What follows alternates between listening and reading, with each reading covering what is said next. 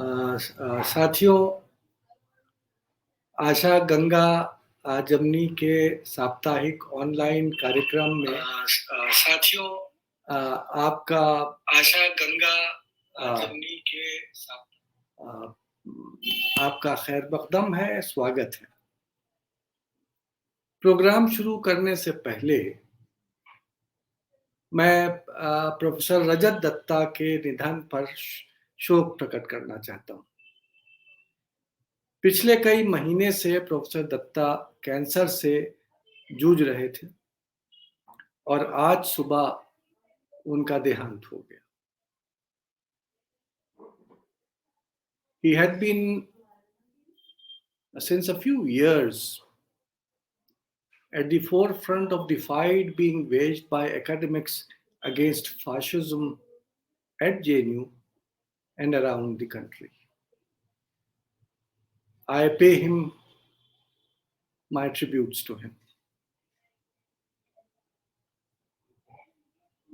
आज हमारे कार्यक्रम की ये तीसरी कड़ी है। पिछले 2 हफ्तों में हमने अकबर और सर सैयद पे 2 अलग-अलग विद्वानों को सुना। आज की चर्चा देश के पिता महात्मा गांधी जी को समर्पित है।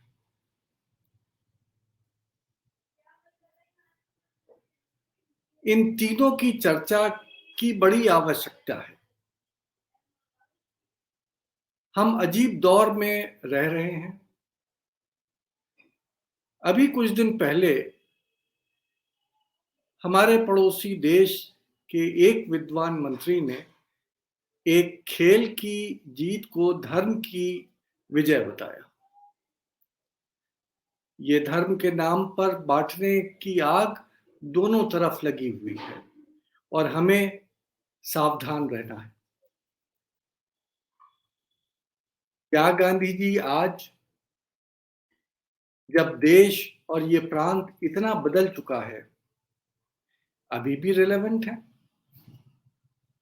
क्या उनकी हमें अभी भी आवश्यकता है, या गांधी जी का दौर गुजर गया और वो सिर्फ हमारे नोटों और हमारे शौचालयों की दीवारों की ही शोभा है?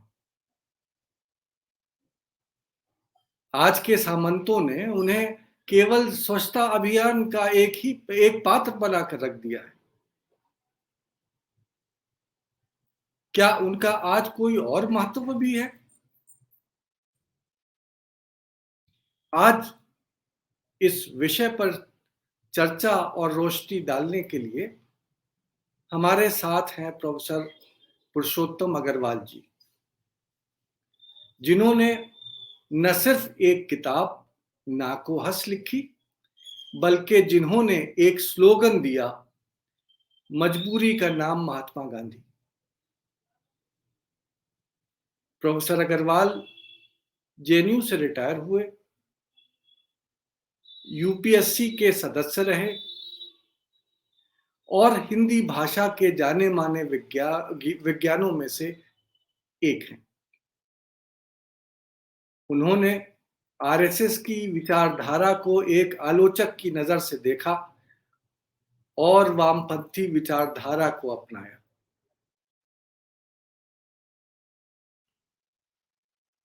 उनके काम का एक बड़ा हिस्सा सांप्रदायिकता के खिलाफ जंग की सूरत में है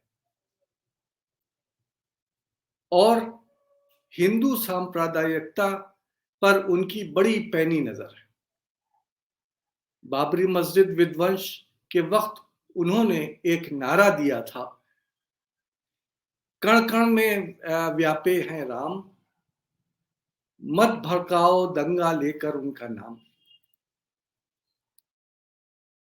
आपने 7 किताबें, एक नॉवल और बहुत सी कहानियां, शॉर्ट स्टोरीज लिखी हैं।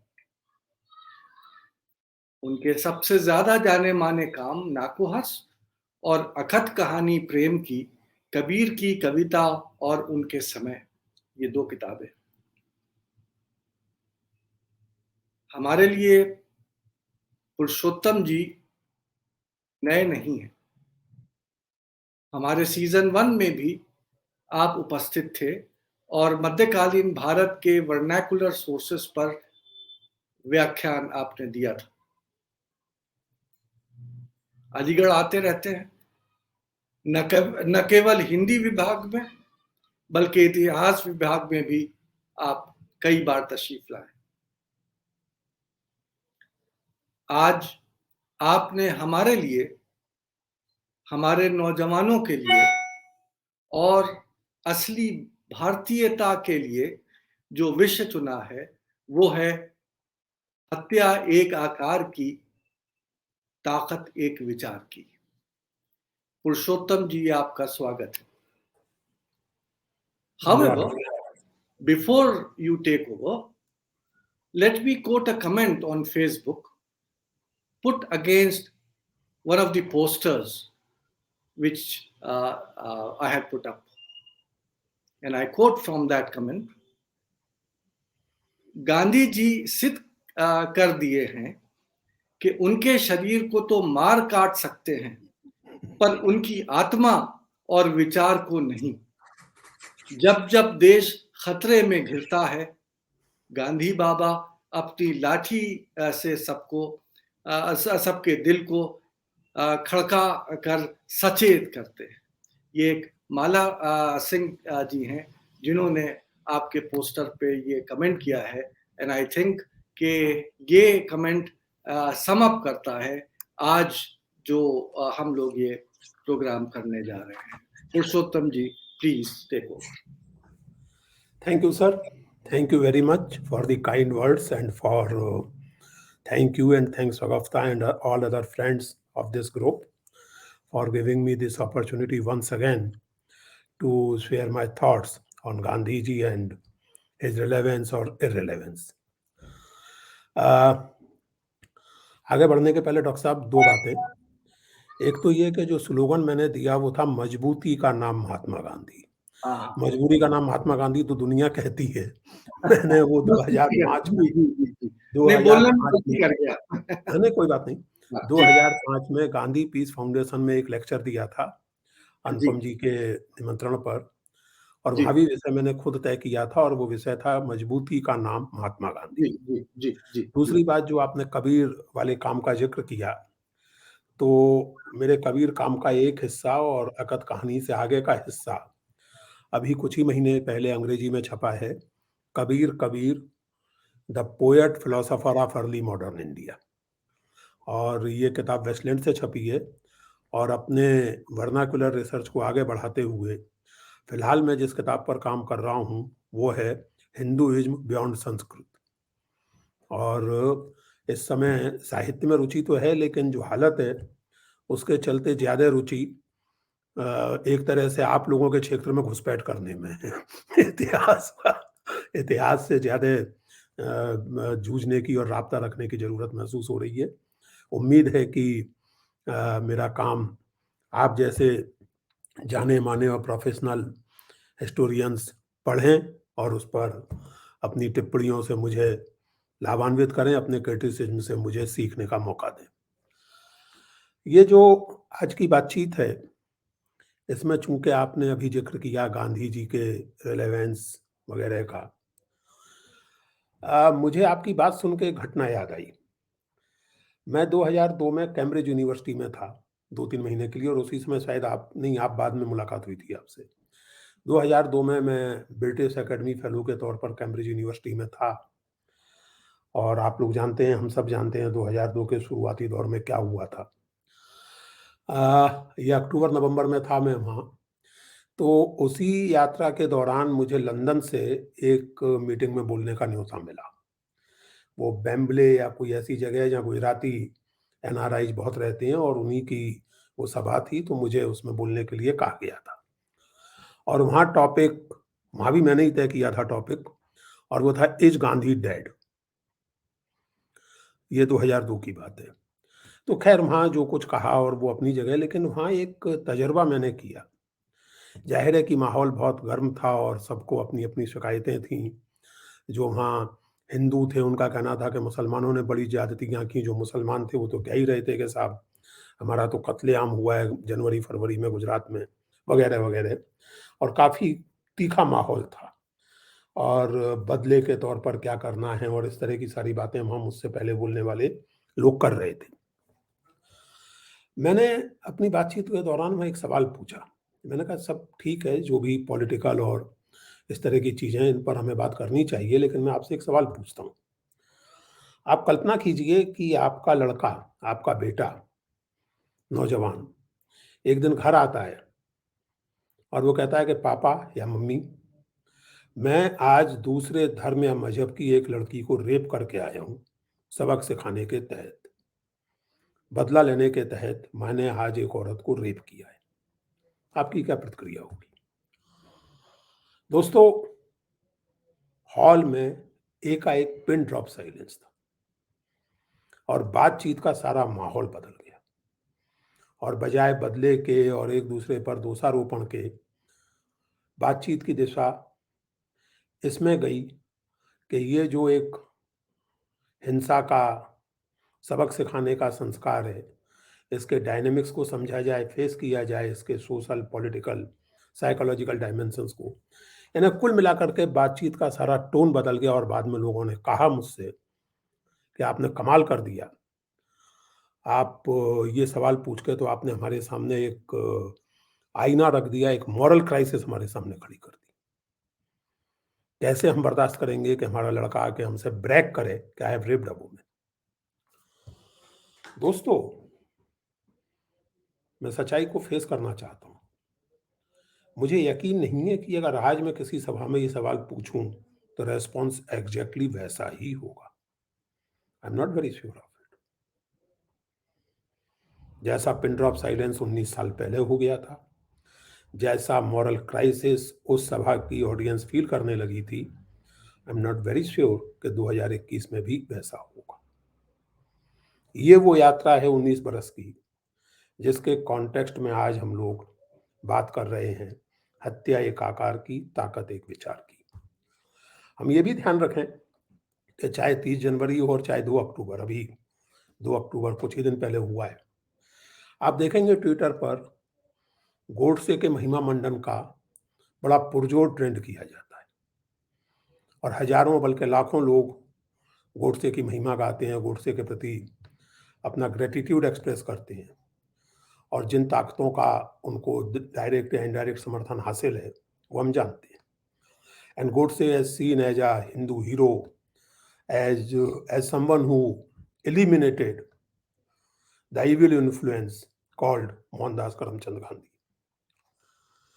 ये अलग बात है, ये विडंबना है कि कल भी माननीय प्रधानमंत्री रोम में गांधी जी की प्रतिमा के आगे नमन कर रहे थे। अब इटली में मुंजे की प्रतिमा तो कोई लगाएगा नहीं, जो सीनियर मुसोलिनी की गुण गाते थे और उनसे प्रेरणा लेकर हिंदुओं का सैनिकीकरण कर रहे थे। उनकी प्रतिमा तो आज की इटली में मिलेगी ही नहीं और सावरकर और हेडगेवार की भी नहीं मिलेगी, तो गांधी जी की प्रतिमा के सामने ये, इस अर्थ में मैं मानता हूं कि बहुत से लोगों के लिए गांधी अगर मजबूती का नाम है, तो इस तरह के लोगों के लिए सचमुच गांधी मजबूरी का नाम है। उनको मजबूरन ये जताना पड़ता है कि हम गांधी के प्रति भक्ति भाव रखते हैं, गांधी के प्रति श्रद्धा रखते हैं, वगैरह वगैरह। जो आज के विषय का पहला हिस्सा है, हत्या एक आकार की, इसका एक निजी संदर्भ है। 1968 या 69 में ललित सहगल ने एक नाटक लिखा था और मैं यहाँ मौजूद दोस्तों से निवेदन करूंगा कि अगर उनमें से कोई भी ललित सहगल के बारे में मुझे कुछ और बता सके तो मैं आभारी होऊंगा, उनके परिवार के बारे में या क्या है उनके बारे में। इस नाटक का नाम था हत्या एक आकार की और इसी पर बाद में वो मशहूर फिल्म बनी थी एट 5 past 5। हत्या एक आकार की नाटक में 4 लोग हैं, कोई नाम नहीं है किसी का। वो एक व्यक्ति की हत्या करने के इरादे से इकट्ठे हुए और जा रहे हैं। हत्या के लिए निकलते ही हैं कि उनमें से एक के मन में एक मॉरल क्वेम पैदा हो जाता है। वो कहता है कि भई हम एक बार ज़रा पुनर्विचार कर लें अपने इरादे पर, कि जिस आदमी की हम हत्या करने जा रहे हैं और उसको जिन चीज़ों का अपराधी मानते हैं, क्या वो सचमुच उनका अपराधी है? तो थोड़ी बहुत बहस के बाद उसके चारों साथी तैयार हो जाते हैं। तो एक मुकदमा जैसा किया जाता है, जिसने सवाल उठाया था वो उस व्यक्ति का प्रतिनिधि बन जाता है। नाम पूरे नाटक में कहीं नहीं है, लेकिन वो उस व्यक्ति का प्रतिनिधि बन जाता है। एक उनमें से उस पर आरोप लगाने वाला वकील बन जाता है, एक जज बन जाता है, और बाकी सारे पात्रों का अभिनय वो चौथा जो बचता है वो करता है। दोस्तों, 1973-74 में हम ग्वालियर में थे, और ग्वालियर में मैं असल में, जैसे डॉक्टर साहब ने कहा कि एक्टिविस्ट, एकेडमिक, असल में I wear many heads till today. अभी भी मैं इस बात पर कोफ्त महसूस कर रहा था कि मुझे देर से मालूम पड़ा कि आज यहाँ दिल्ली में फेलिनी की फिल्म डोल्चे ला वीटा दिखाई जा रही है। तो मैंने कहा काश मुझे पहले मालूम पड़ जाता तो मैं डॉक्टर साहब से निवेदन करके कार्यक्रम की तारीख बदलवा देता क्योंकि वो, लेकिन अब मजबूरी है, नहीं देख पाया। कई बार देखी हुई फिल्में, लेकिन फिर देखने का मन है। तो फिल्मों में दिलचस्पी है, और वो जब थिएटर में अभी भी है, लेकिन उस जमाने तो मैं बाकायदा थिएटर करता था। हमने वो नाटक जो किया ग्वालियर में, हत्या एक आकार की, वो ग्वालियर के उस दौर में पहला आधुनिक नाटक था। उसके पहले में बड़े पारंपरिक किस्म के नाटक होते थे। खैर, तो साहब हत्या एक आकार की नाम का वो जो नाटक था, उसमें गांधी जी के हत्यारे का रोल मैंने किया था। जो गोडसे के डायलॉग थे वो मैंने बोले थे, और हमारे दोस्त थे सत्येंद्र जैन, वो गांधी के रोल में थे। मेरे बड़े भाई राम बाबू जज के रोल में थे। तो हत्या एक आकार की उस नाटक में अंततः वो जो व्यक्ति है जो गांधी का रोल प्ले कर रहा है, और जिसके तर्कों का जवाब नहीं दे पाते वो लोग जो हत्या करने पर आमादा हैं, और वो उसको छोड़ करके कि तुम भाड़ में जाओ, हम तो जा रहे हैं, जो हमें करना है वो करना है। तो चले जाते हैं, और एक 3 गोलियां चलने की आवाज़ आती है नेपथ्य से, और वो फाइनल कमेंट जैसा वो करता है कि तुम समझती हो कि तुमने उसको मार डाला, तुमने केवल एक आकार की हत्या की है, मूर्ख, वो जीवित है। यहाँ नाटक खत्म होता है। अभी पिछले दिनों एम के रैना ने 2019 में इस नाटक के फिर से मंचन किए थे। अगर वो कहीं यूट्यूब वगैरह पर उपलब्ध हों तो मेरी आप लोगों से दरख्वास्त है, गुजारिश है कि उसको जरूर देखें। दूसरा जो संदर्भ है, ताकत एक विचार की, उसका संबंध उसी से है जिसका जिक्र डॉक्टर साहब ने किया। 2005 में जो व्याख्यान मैंने दिया था, मजबूती का नाम महात्मा गांधी, उसमें मैंने 2 मुख्य स्थापनाएं की थी। और एक तो ये कि गांधी जी कहा करते थे कि मैं कोई नई बात नहीं कर रहा, सत्य और अहिंसा तो सनातन काल से चली आ रही वस्तुएं हैं, truth and non violence are as old as hills. इस बात को फैक्चुअल स्टेटमेंट के तौर पर नहीं लेना चाहिए। इस बात को एक गंभीर विचारक की विनम्रता के तौर पर लेना चाहिए। अहिंसा के बारे में गांधी जी का चिंतन नितांत मौलिक है। दुनिया के इतिहास में गांधी जी पहले विचारक हैं जो केवल दूसरे की हिंसा को नहीं, और केवल बुरी हिंसा को नहीं, बल्कि अच्छी हिंसा को भी इंटरोगेट करते हैं। पवित्र हिंसा, मैंने उस व्याख्यान में कहा था कि गांधी पहले व्यक्ति हैं। हर धर्म किसी ना किसी रूप में पवित्र हिंसा को जस्टिफाई करता है। हर फिलॉसफी किसी ना किसी रूप में अपने द्वारा की जा रही हिंसा को जस्टिफाई करती है।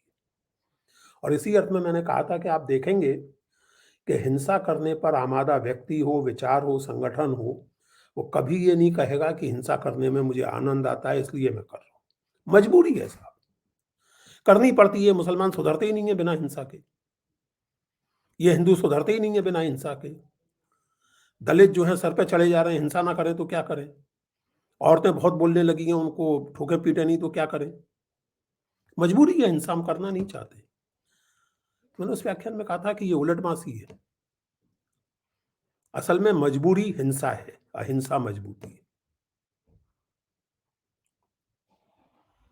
और गांधी की अहिंसा संबंधी धारणा की सबसे बड़ी ताकत इस बात में है कि वो पवित्र हिंसा को इंटेरोगेट करते हैं, उस पर सवाल उठाते हैं।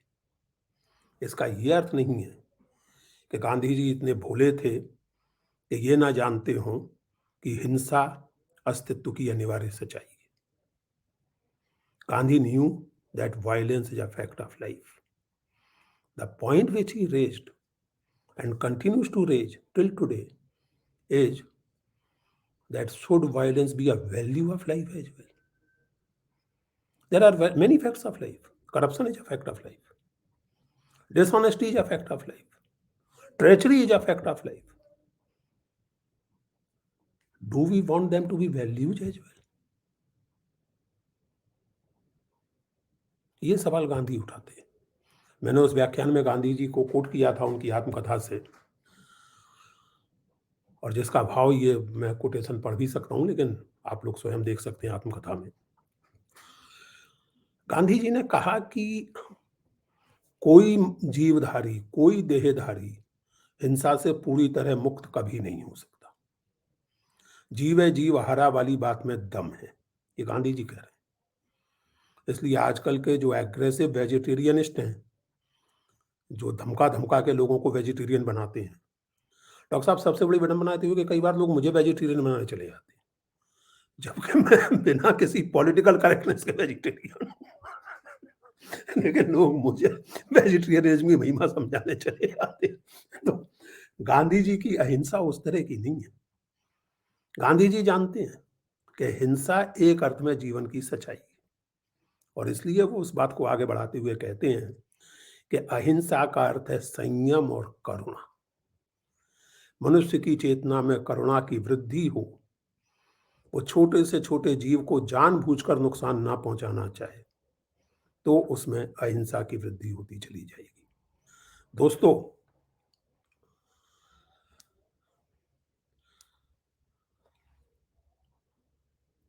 आप जरा इस बात पर गौर करें कि क्या ये बात केवल व्यक्तिगत जीवन में सच है? क्या करुणा और संयम के बिना आप किसी स्वस्थ समाज की कल्पना कर सकते हैं? आज हम उस अंधाधुंध कंज्यूमरिज्म के नतीजों के सामने खड़े हैं। जानकार लोगों का कहना है कि जिस तरह का स्टैंडर्ड ऑफ लिविंग यूएसए और यूरोप में, वेस्टर्न यूरोप में है, वैसा स्टैंडर्ड ऑफ लिविंग आप सारी दुनिया को अगर मुहैया कराना चाहें तो एक पृथ्वी काफी नहीं, आपको शायद 6-7 पृथ्वियों की जरूरत पड़ेगी। तो संयम, हम सबको अपनी इच्छाओं पर, अपनी जरूरतों पर संयम कायम करना होगा। आप यूएसए जाइए, पब्लिक ट्रांसपोर्ट नाम की चीज कहने पर को है, हर आदमी लंबी लंबी गाड़ियों में चलता है, अंधाधुंध पेट्रोल फूंका जाता है, 6-6, 7-7 कमरों के घरों में लोग निकलते समय बत्ती बंद करने की जरूरत नहीं समझते, बत्तियां जलती रहती हैं। न्यूयॉर्क में रात के 12 बजे भी स्काई स्क्रैपर्स की बत्तियां जलती रहती हैं ताकि टाइम लाइन जगमगाती हुई दिखे। फिर साल में एक दिन आधे घंटे के लिए अर्थ आवर कर दिया जाता है, बाकी पूरे साल 24/8, 24/7 न्यूयॉर्क से लेकर मुंबई तक के स्काई स्क्रैपर जगमगाते रहते हैं। यहाँ गांधी को याद करने की जरूरत है, उनकी अहिंसा धारणा को, कि संयम के बिना आपका फ्यूचर है नहीं। इसी तरह करुणा, अगर आप केवल अपने दुख को अपना दुख समझते हैं और उसी से मूव होते हैं तो आप इंसान नहीं। जानवर तक दूसरे के दुख से मूव होता है।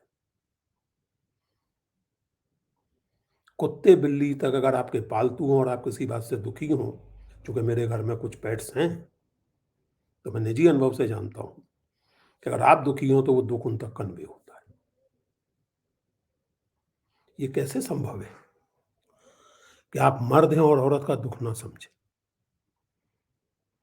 आप सवर्ण हैं और दलित का दुख ना समझें, आप मुसलमान हैं और हिंदू की तकलीफ ना समझें, आप हिंदू हैं और मुसलमान की तकलीफ ना समझें। व्यक्ति के तौर पर और सामाजिक पहचान के तौर पर an empathy, an element of empathy, करुणा अगर आपके मन में नहीं है तो बात बनती नहीं। इसीलिए जब गांधी की अहिंसा को वेजिटेरियनिज्म या स्वच्छता अभियान बहुत जरूरी चीज है बेशक, लेकिन गांधी के लिए स्वच्छता केवल बाहर की चीज नहीं थी। गांधी केवल बाहर निर्मल भारत की कल्पना नहीं करते थे या स्वच्छ भारत की, वो अंतस की भी स्वच्छता और निर्मलता की बात करते थे। तो जिस अंतस में घृणा भरी हो, वो अंतस अगर बाहर की स्वच्छता की बात करे तो उसका लाभ क्या है? तो करुणा और संयम, गांधी की सबसे बड़ी खूबी यह है कि ये बातें जो आमतौर से साधु, महात्मा, पीर, फ़कीर कहते हैं और गांधी जी महात्मा कहे भी गए, ये सब बातें कहते हुए वो बाकायदा पॉलिटिक्स कर रहे थे और काफ़ी जटिल स्थितियों में पॉलिटिक्स कर रहे थे और पॉलिटिक्स बतौर पॉलिटिशियन के ही कर रहे थे और मांग कर रहे थे लोगों से कि जिन चीज़ों को केवल पर्सनल वर्च्यू माना जाता है, उन्हें पॉलिटिकल डिस्कोर्स में सेंट्रल माने। वो मांग पूरी कितनी हुई, कितनी नहीं हुई, वो एक अलग बातचीत है। लेकिन गांधी की ये मांग कॉन्स्टेंटली थी और इसीलिए वो आज़ादी के समय प्रसन्न नहीं थे, क्योंकि आज़ादी आई, मोटे तौर पर व्यापक अहिंसक आंदोलन के कारण आई, लेकिन जिन स्थितियों में आई, उनमें लाखों लोग हलाक हुए, लाखों लोग बेघर हुए और गांधी ने दो टूक कहा कि इस आज़ादी की कोई खुशी मेरे मन में नहीं है। आपको याद दिलाऊं कि वो आज़ादी के उत्सव में भी शामिल नहीं हुए।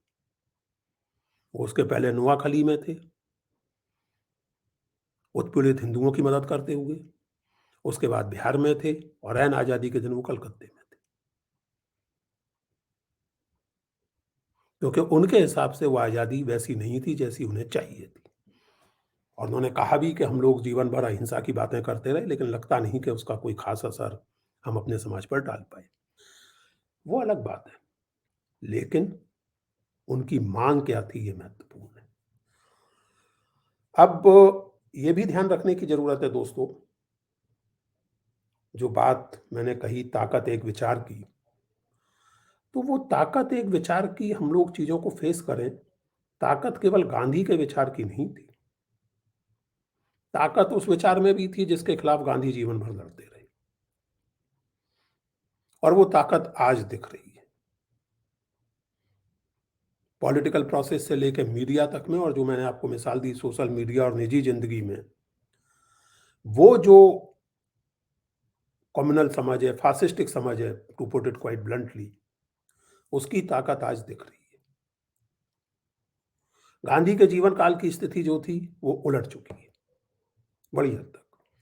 जीवन काल में स्थिति ये थी, मुझे एकाएक वो, अगर मैं गलत हूं तो डॉक्टर साहब करेक्ट करेंगे, शायद अकबर इलाहाबादी का ही शेर है वो, कि अपने बुद्धू मियाँ भी हजरत गांधी के साथ हैं, गोया मुश्ते खाक हैं और आंधी के साथ हैं। तो वो जो लगाव था, वो जो साधारण से साधारण आदमी गांधी के साथ आइडेंटिफिकेशन महसूस करता था और जिसके बूते गांधी रिवॉल्यूशनरीज को चैलेंज कर सकते थे, भगत सिंह और उनके साथियों को, कि आप जिस तरह की एक्टिविटीज के जरिए आज़ादी पाना चाहते हैं, उसमें हीरोज और हीरोइंस तो काम कर सकते हैं, आपके जैसे पराक्रमी और बहादुर नौजवान जरूर अपने प्राणों का बलिदान दे सकते हैं, लेकिन उसमें गंगा बेन की क्या भूमिका होगी? गंगा बेन यानी साधारण हिंदुस्तानी, बुद्धू मियाँ, उनकी क्या भूमिका होगी उसमें?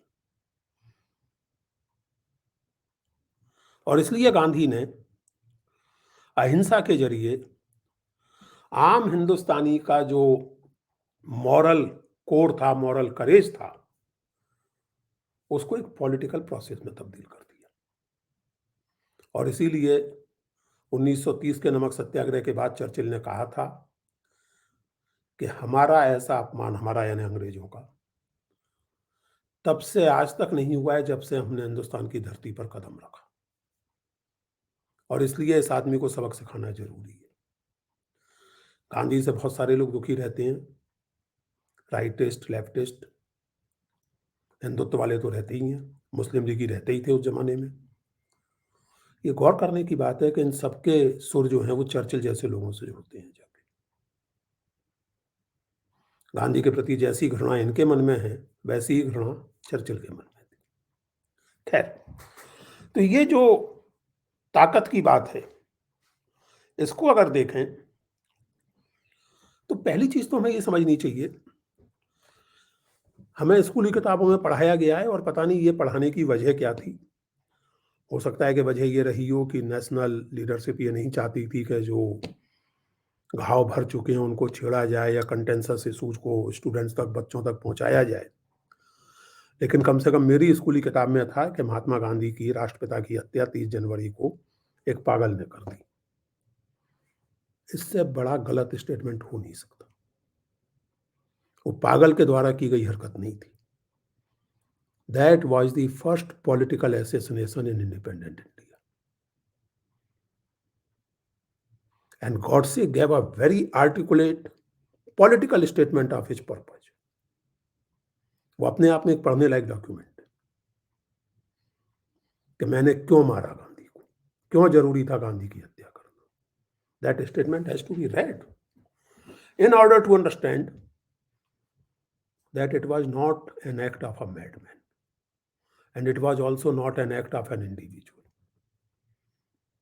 इस पर बहुत काम हुआ है, ढेरों किताबें गांधी हत्या पर लिखी गई हैं, और मैं उस सब लीगल डिबेट में नहीं जाना चाहता कि कौन शामिल था कौन नहीं था, लेकिन वो एक आदमी का काम नहीं था और एक छोटे से समूह का भी काम नहीं था। उसके पीछे एक राजनीतिक समझ थी, और उस राजनीतिक समझ के बारे में दोस्तों जो सबसे महत्वपूर्ण चीज है जो हमें समझनी चाहिए, और मैं एक आप लोगों से उल्लेख करूं, बहुत सारी किताबें लिखी गई हैं गांधी जी की हत्या के बारे में। अभी रिसेंटली एक किताब आई है, मैं एक मिनट इसका नाम देखूं, हाँ, अभी कल ही मैंने वो किताब पढ़ी और बहुत दिलचस्प किताब मुझे लगी, the murder, the monarch and the fakir, a new investigation of Mahatma Gandhi assassination by Appu Esthose Suresh and Priyanka कोटमराजू। इस किताब में और चीज़ों के अलावा जिस बात पर ध्यान दिया गया है उस पर बहुत ध्यान देने की जरूरत है, उस पर मैं अभी आऊंगा, लेकिन पहले एक बात हम ध्यान रखें। बहुत से लोगों को ये लगता है, और बहुत से नेकदिल लोगों को भी ये लगता है कि गांधी की हत्या का केवल एक कॉम्युनल एंगल था। जो लोग हत्यारे के प्रति सहानुभूति से बात करना चाहते हैं, सॉफ्टली बात करना चाहते हैं, उनको लगता है कि मुस्लिम अपीजमेंट की ये अच्छी या बुरी लेकिन स्वाभाविक परिणति थी। गांधी जी और कांग्रेस मुसलमानों को बहुत अपीज कर रहे थे, तो रिफ्यूजीज के मन में और गोडसे जैसे लोगों के मन में गुस्सा था और उसके कारण ये हुआ। मैं कहना ये चाहता हूं दोस्तों आपसे कि Gandhi murder was not only an act of communal violence, or rather one should say that communalism is not merely about contest or hatred between religious communities. चाहे हिंदू कम्युनलिज्म हो, चाहे मुस्लिम कम्युनलिज्म हो, चाहे सिख कम्युनलिज्म हो, चाहे क्रिश्चियन कम्युनलिज्म हो, communalism के political project की नवैयत और उसकी बनावट को समझने की जरूरत है। वो केवल रिलीजियस मामला नहीं है। गांधी जी को मारने की कोशिश साउथ अफ्रीका में तो हुई थी, वो तो एक व्यक्तिगत सा मामला था, लेकिन गांधी जी को मारने का संगठित प्रयत्न 1935 में भी हुआ था, और तब कारण ये नहीं था कि गांधी जी मुसलमानों को अपीज कर रहे थे। तब कारण ये था कि गांधी जी दलितों, जिन्हें उन दिनों हरिजन कहा जाता था, उनके मंदिर प्रवेश के अधिकार का समर्थन कर रहे थे। और जिन लोगों के अनुसार दलितों के प्रवेश से मंदिरों की पवित्रता भ्रष्ट होती थी, उन्होंने गांधी जी की गाड़ी पर बम फेंका था, और भी प्रयत्न हुए। तो ऐसा नहीं है कि सवाल केवल हिंदू मुसलमान का था। गांधी की पॉलिटिक्स में ऐसा कुछ था, उनके पूरे ओवरऑल पॉलिटिक्स में ऐसा कुछ था जिससे हर तरह का कम्युनलिज्म असुविधा महसूस करता था। बहुत मोटे तौर पर हम इस बात को समझें कि गांधी जी के सीन पर आ जाने के बाद कांग्रेस की पॉलिटिक्स लगातार दिनों दिन मास पॉलिटिक्स में तब्दील होती गई। कांग्रेस, जिसके बांकीपुर सेशन को अटेंड करने के बाद जवाहरलाल नेहरू ने कहा था कि a debating society of English speaking elite, वो अगले 8-10 साल में became probably the biggest mass organisation of the world. ये गांधी का काम था और उनके साथियों सहयोगियों का काम था। आप ध्यान दें कि ना तो मुस्लिम लीग और ना हिंदू महासभा, इन दोनों पार्टियों ने कभी अपने आप को मास ओरिएंटेड पॉलिटिकल पार्टी बनाने की कोशिश तक नहीं की। मासेस का इस्तेमाल किया, दोनों ने किया। मास ओरिएंटेड पॉलिटिकल पार्टी, मुझे याद नहीं पड़ता कि हिंदू महासभा ने या मुस्लिम लीग ने कोई बड़ा जोरदार मास मूवमेंट अंग्रेजी राज के खिलाफ आयोजित किया। कांग्रेस गांधी जी के नेतृत्व में, नेहरू और सरदार पटेल के नेतृत्व में, मौलाना आजाद के नेतृत्व में, Congress was a mass organisation. और कांग्रेस के मास ऑर्गेनाइजेशन बनने के साथ जुड़ी हुई थी ये बात कि एक इंक्लूसिव आइडिया ऑफ इंडिया, एक ऐसे हिंदुस्तान की कल्पना जो विविधता में एकता पर आधारित हो। और ये विविधता में एकता, विविधता में एकता की बात केवल पॉलिटिकल स्लोगन नहीं है, ये बात मैं बार-बार कहता हूं दोस्तों, और खासकर नौजवान दोस्तों से निवेदन करता हूं कि इस पे ध्यान दें। विविधता हिंदुस्तानी समाज की डिफाइनिंग कैरेक्टरिस्टिक्स है। इसके बिना आप हिंदुस्तानी समाज की कल्पना नहीं कर सकते।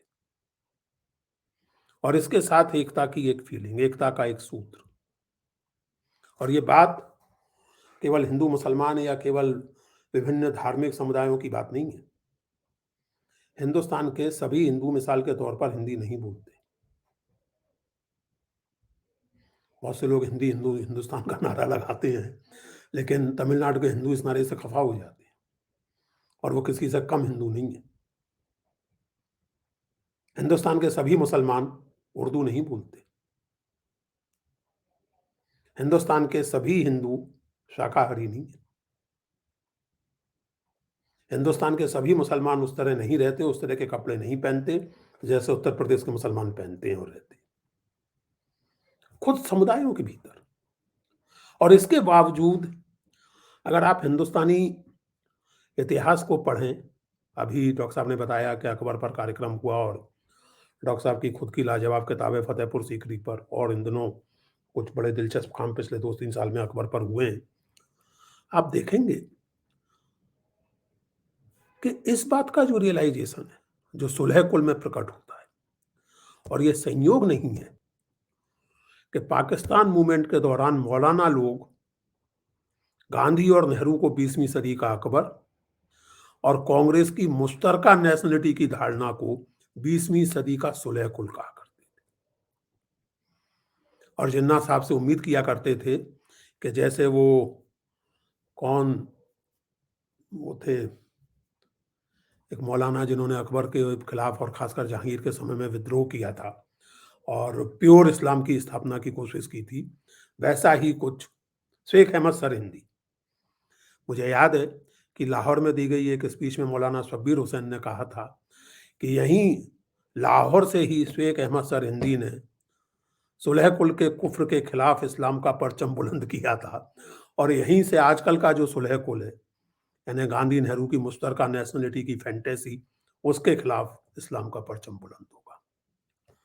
ये ध्यान देने की बात है दोस्तों कि ये जो मिली जुली संस्कृति या विविधता में एकता, ये एक हमारी सिविलाइजेशनल विशेषता थी भारत की, और इसको एक मॉडर्न पॉलिटिकल नेशन में, एक नेशन स्टेट में तब्दील करना था। कांग्रेस ने और उस समय के तमाम डेमोक्रेटिक ट्रेंड जो भी थे मूवमेंट के, कांग्रेस के अलावा भी रिवॉल्यूशनरीज, कम्युनिस्ट पार्टी, तरह तरह के सोशलिस्ट, डॉक्टर अंबेडकर की कोशिशें और तमाम चीजें, वो इस बुनियादी बात पर सहमत थे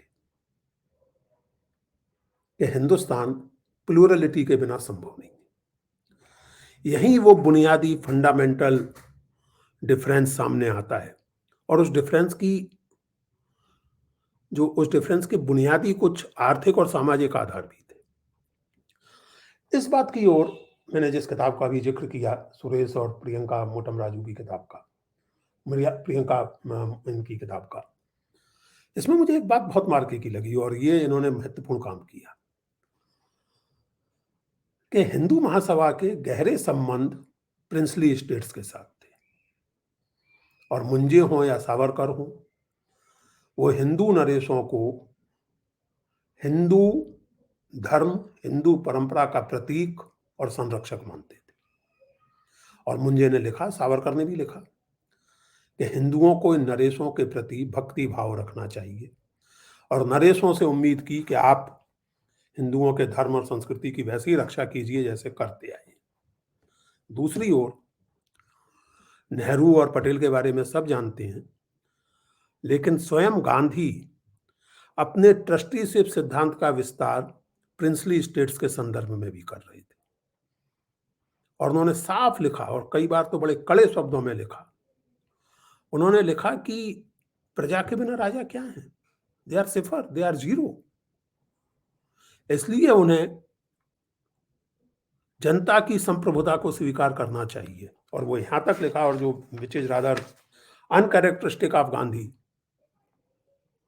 इस तरह की कड़ी शब्दावली का प्रयोग वो आमतौर से अवॉइड करते थे। उन्होंने लिखा 1946 के एक लेख में, otherwise they have nothing in store but Doom, अगर वो पॉपुलर सॉवरेंटी को चुपचाप स्वीकार नहीं करते। एक तरफ ये, और दूसरी तरफ मिसाल के तौर पर उस समय अलवर के प्राइम मिनिस्टर थे एन.बी. खरे, जो आगे चल के हिंदू सभा के नेता भी बने और बाय द वे जिन्हें इस बात का क्रेडिट जाता है कि उन्होंने वो जुमला नेहरू पर चिपका दिया, जो नेहरू के समर्थकों और भक्तों की लापरवाही के कारण आज तक बहुत से लोग मानते हैं कि नेहरू ने स्वयं कहा था। नेहरू इस तरह की बेतुकी बेहूदी बात ना कह सकते थे ना, उन्होंने कही कि I am Muslim by culture, I am British English man bye education and Hindu merely by accident. Nehru never said this nonsense. ये जुमला उन पर एन.बी. खरे ने चिपकाया था। ये एन.बी. खरे अलवर के प्रधानमंत्री थे और गांधी जी के प्रिंसली स्टेट्स के खिलाफ लगातार और दिनों दिन तीखे होते जाते रवैये के चलते उन्होंने बाकायदा गांधी जी को बतौर ब्राह्मण के श्राप दिया था कि तुम्हारा विनाश होगा। और हम सब जानते हैं कि गांधी जी को मारने वाली पिस्तौल कहां से आई थी और कैसे आई थी, वो सब जरा भी पढ़ने लिखने वाला व्यक्ति जानता है। मैं कहना ये चाहता हूं दोस्तों कि गांधी हत्या का एकमात्र डायमेंशन हिंदू मुस्लिम का सवाल नहीं था, वो एक कवर था, क्योंकि वो एक विचार था जिस विचार के तहत डेमोक्रेटाइजेशन ऑफ सोसाइटी गलत चीज थी, जिस विचार के तहत जो ट्रेडिशनल ऑर्डर था, फ्यूडल ऑर्डर, वो जायज था, उसको जारी रहना चाहिए था, जिस विचार के तहत समता की और एगलिटेरियनिज्म की बातें करना बुरी बात थी, उस विचार में लोगों का जो फ्रस्ट्रेशन था, स्वाभाविक फ्रस्ट्रेशन था, हिंदुओं का भी मुसलमानों का भी, उस फ्रस्ट्रेशन का इस्तेमाल करके सारे मसले को और गांधी जी की सारी भूमिका को हिंदू विरोधी तक रिड्यूस करके रखा गया। अगर आप पूरे डायनेमिक्स को ध्यान से देखें तो आप देखेंगे कि बात केवल हिंदू मुसलमान की नहीं थी, बात मूलभूत सामाजिक संरचना के प्रति आपका क्या रवैया ये थी। और इसीलिए गांधी और नेहरू की कांग्रेस से न केवल हिंदू महासभा चिढ़ती थी बल्कि मुस्लिम लीग भी उतनी ही नफरत करती थी, क्योंकि in the ultimate analysis both were the formations of privileged classes, upper crust of society, who had the disproportionate assets under their control. और किसी भी तरह की सामाजिक पुनर्रचना इन लोगों के हितों के खिलाफ होने वाली थी। इस बात को अगर आप ध्यान रखें तो आज के हिंदुत्व की राजनीति को भी समझने में आपको सहूलियत हो। अगर आप देखें पिछले खास करके 7-8 साल से एक के बाद एक ऐसे फैसले होते जा रहे हैं जो देश के आर्थिक और सामाजिक ढांचे को मेरी समझ से गलत दिशा में ले जा रहे हैं। अब तो हालत यह है कि खुद कॉरपोरेट के भीतर असंतोष प्रकट होने लगा है कि 2-3 कॉरपोरेट घरानों को सब कुछ मिल रहा है, जिसे क्रोनी कैपिटलिज्म कहा जाता है। हालत यह हो गई है कि सरकार पूरी तरह उनके हित में काम करने लगी है। ठीक है, प्राइवेटाइजेशन पहले से चल रहा है, होना भी चाहिए शायद थोड़ा बहुत, लेकिन ताबड़तोड़ प्राइवेटाइजेशन, ऐसे कानून, किसान कानूनों को लेकर, किसान संबंधी जो किसान आंदोलन जो चल रहा है उन कानूनों को आप देख लीजिए। लगातार एक के बाद एक ऐसे फैसले हो रहे हैं जो जनता के विरुद्ध जाते हैं और जिनसे कॉरपोरेट इंटरेस्ट, क्रोनी कैपिटलिज्म के इंटरेस्ट सर्व होते हैं।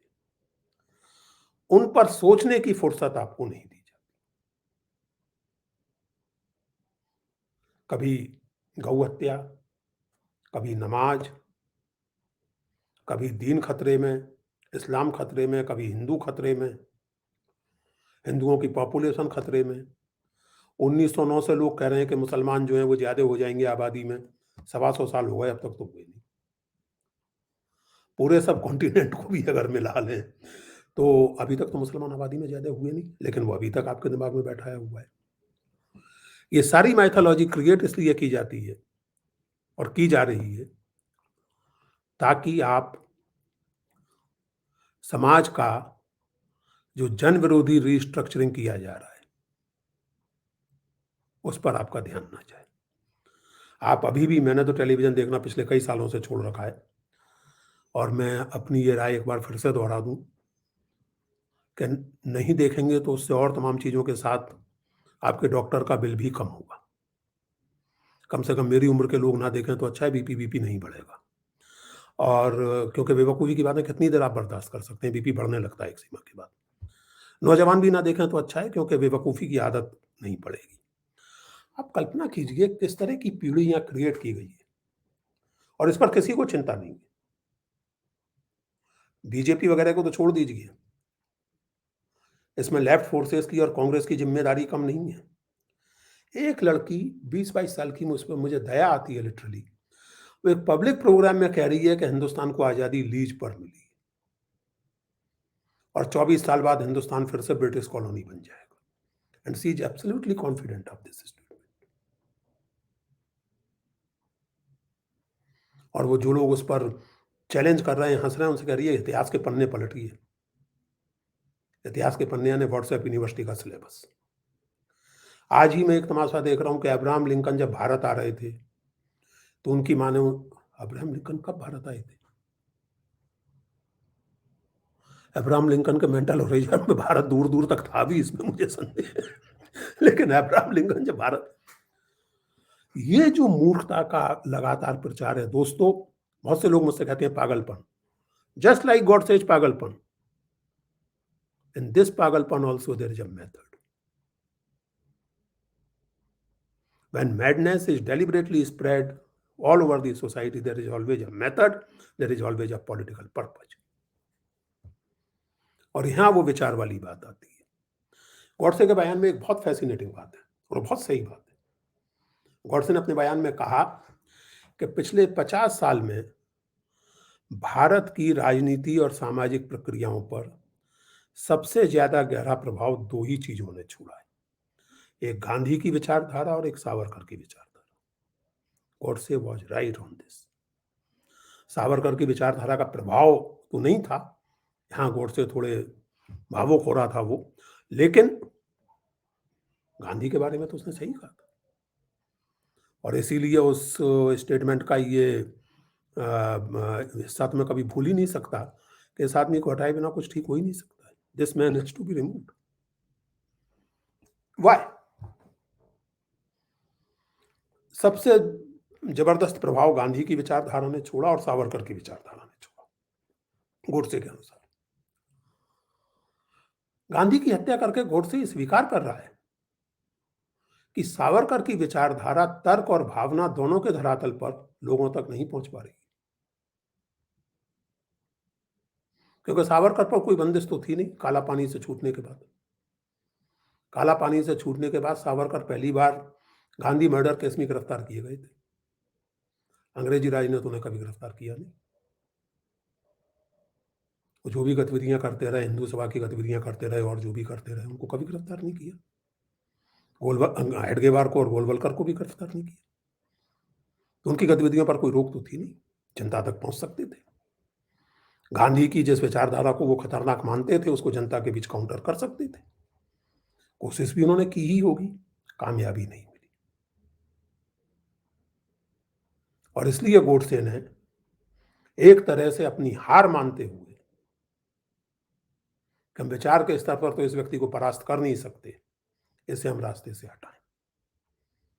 और यहां वो हत्या एक आकार की नाटक का वो संवाद कि तुमने केवल एक आकार की हत्या की है मूर्ख। लेकिन दोस्तों, ये बात 1968 और 69 में बड़े विश्वास के साथ कह सकते थे ललित सहगल, और हम नाटक में उसको प्रस्तुत कर सकते थे। 2001 में मैं लोगों को मॉरल शॉक दे सकता था ये एक सवाल ब्लंट रूप से पूछ के कि if your son turns out to be a rapist, how would you react? पिछले वर्षों में काफी कुछ बदला है और आज आप देख रहे हैं कि वो विचारधारा, वो सोच, समाज में उसका प्रभाव खतरनाक हद तक फैला है और वो प्रभाव फैलने के लिए जरूरी है कि मूर्खता का भी प्रभाव फैले, भावनाओं की राजनीति का प्रभाव फैले। डॉक्टर साहब ने जिस नावल का जिक्र किया नाकोहस, वो इसी के बारे में। वो नावल एक डरावनी फैंटेसी है, national commission of hurt sentiments. वो नावल मैंने 2016 में लिखा था और संयोग से उसका पहली पब्लिक रीडिंग मैंने अलीगढ़ मुस्लिम यूनिवर्सिटी में ही की थी।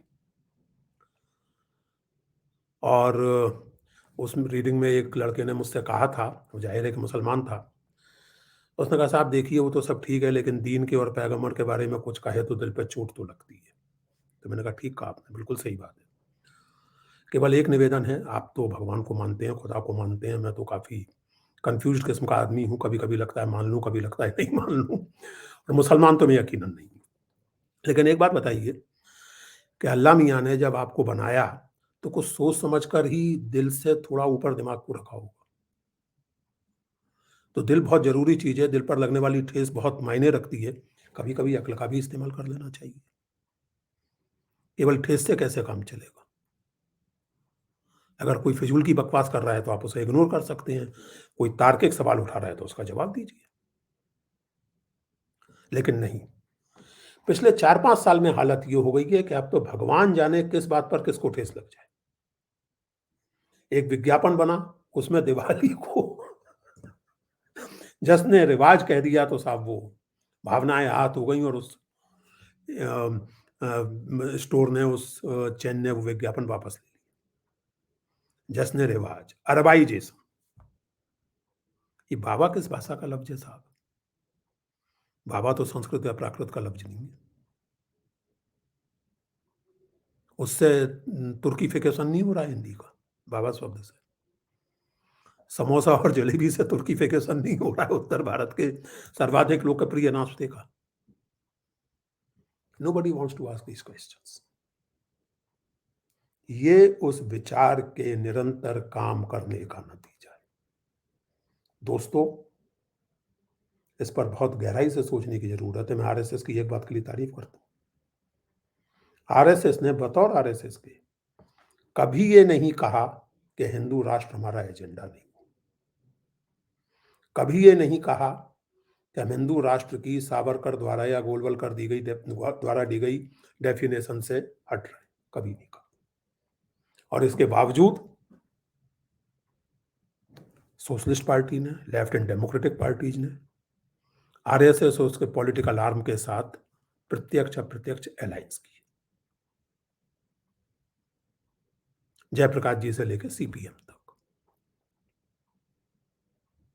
तो आपको सोचने की जरूरत है।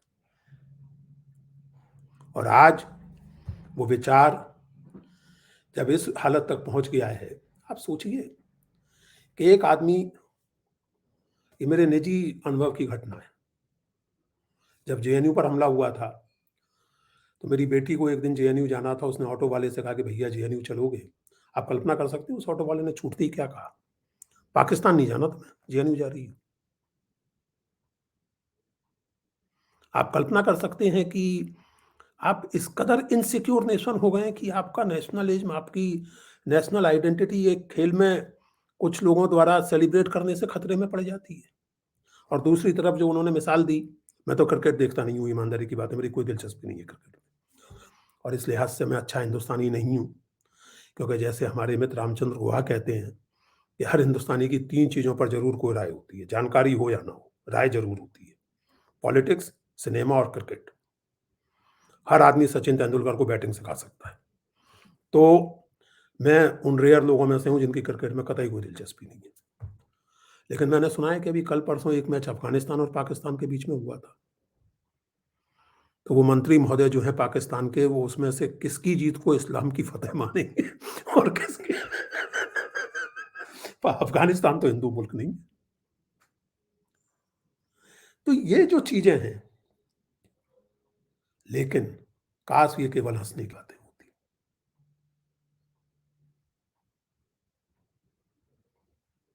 ऐसा है नहीं, ये आप भी जानते हैं, मैं भी जानता हूं। जिस तेजी से ये खतरनाक पॉलिटिक्स,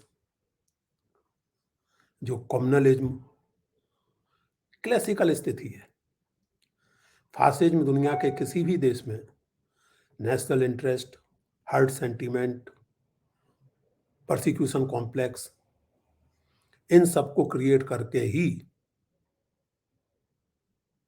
कॉरपोरेट्स के और सोशली रिग्रेसिव फोर्सेस के इंटरेस्ट सर्व करता है। हिंदुस्तान में भी कम्युनलिज्म यही करता रहा है, आज भी कर रहा है।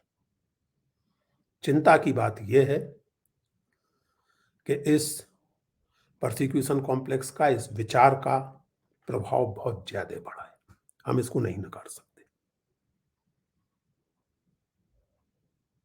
और इसलिए दोस्तों, बात गांधी के रिलेवेंस की नहीं है। बात यह भी नहीं है जो 2002 में मैंने अपनी बातचीत का टाइटल रखा था, is Gandhi dead. I think now the question should be that will India live or will India as we know survive. क्योंकि मैं इस मामले में बहुत क्लियर हूं कि हिंदुस्तान यूनिटी इन डाइवर्सिटी और तमाम सारी सीमाओं के बावजूद एक आइडियल के तौर पर inclusion, democratisation of social structures, इनके बिना कम से कम उस रूप में सरवाइव नहीं कर सकता जिस रूप में हम और आप इसको आज तक देखते आए। इसलिए विचार की ताकत पर ध्यान दें और उसके साथ साथ मूर्खता की ताकत पर भी ध्यान दें। इस तरह की बातों का, इस तरह के विचारों का प्रसार तर्क और विवेक के रहते संभव नहीं है। इसीलिए बात बात में भावनाओं की बात लाई जाती है, ताकि किसी तरह का कोई रिफ्लेक्शन, कोई आर्गुमेंटेशन करने का आपको मौका ही ना मिले। ये उस विचार की ताकत कहिए कि इन चीजों को इतना स्पेस हमारे समाज में मिलता चला गया है और हमारी डेमोक्रेटिक फोर्सेस देर से जागी, बहुत देर से जागी। हमारे बहुत से इंटेलेक्चुअल्स इस बात को रियलाइज नहीं कर रहे थे, अब कर रहे हैं। और ये रियलाइजेशन, मैं फिर से आपसे कहूं कि केवल माइनॉरिटीज का मामला नहीं है। बहुत से लोगों को लगता है कि मुसलमानों का मामला है। जी नहीं, ऐसा कुछ नहीं है। हंस फलादा का एक लाजवाब उपन्यास है अलोन इन बर्लिन, आप देखेंगे उसमें, बहुत मार्मिक उपन्यास है। फासिज्म के टारगेट केवल यहूदी नहीं थे, नाज़ी जर्मनी के टारगेट केवल यहूदी नहीं थे, जर्मन्स भी थे। वो जर्मन्स जो सेलिब्रेट कर रहे थे, तो वो केवल मुसलमान या केवल ईसाई या केवल दलित या केवल मार्जिनलाइज्ड, केवल वो टारगेट नहीं है। ये आप रोज देख सकते हैं, धीरे धीरे जो नॉर्मलाइज हो रही हैं चीजें। आप कल्पना कर सकते हैं कि एक आदमी हत्या के आरोप में बंद हो बाकायदा, और उसके पिताश्री गृह राज्य मंत्री, और इस पर मीडिया में कोई हंगामा नहीं हो। मीडिया में हंगामा इस बात पर हो कि नवाब मलिक जो कुछ कह रहे हैं वो सही है या गलत है, और शाहरुख खान के बेटे के पास 5 ग्राम था या 50 ग्राम था या नहीं था, और शाहरुख खान का बेटा घर आ गया तो कैसा उत्सव हुआ, कैसा नहीं हुआ। ठीक है, वो भी एक इंपॉर्टेंट है, न्यूज वैल्यू है, उसकी मानता हूं। और वो अपने आप में, वो इन्वेस्टिगेशन खुद इस बात का प्रमाण है कि हमारी तमाम संस्थाएं किस तरह बर्बाद हो रही।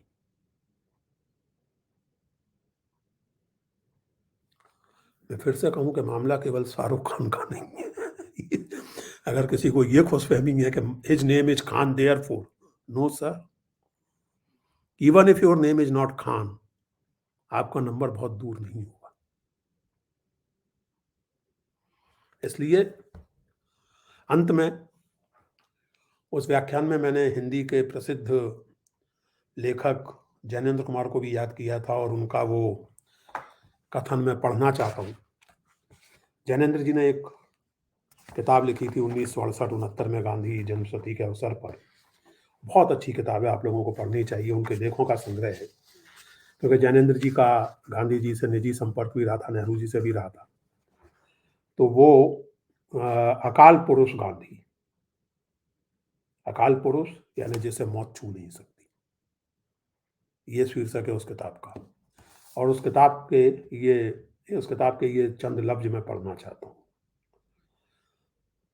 उन्होंने लिखा था कि गांधी जी जब एक बार इतिहास के गर्त में पहुंच जाएंगे, जब लोग एक बार उनको भूल जाएंगे, जब लोग उनको व्यर्थ मानने लगेंगे, तब गांधी जी का फिर से पुनराविष्कार होगा।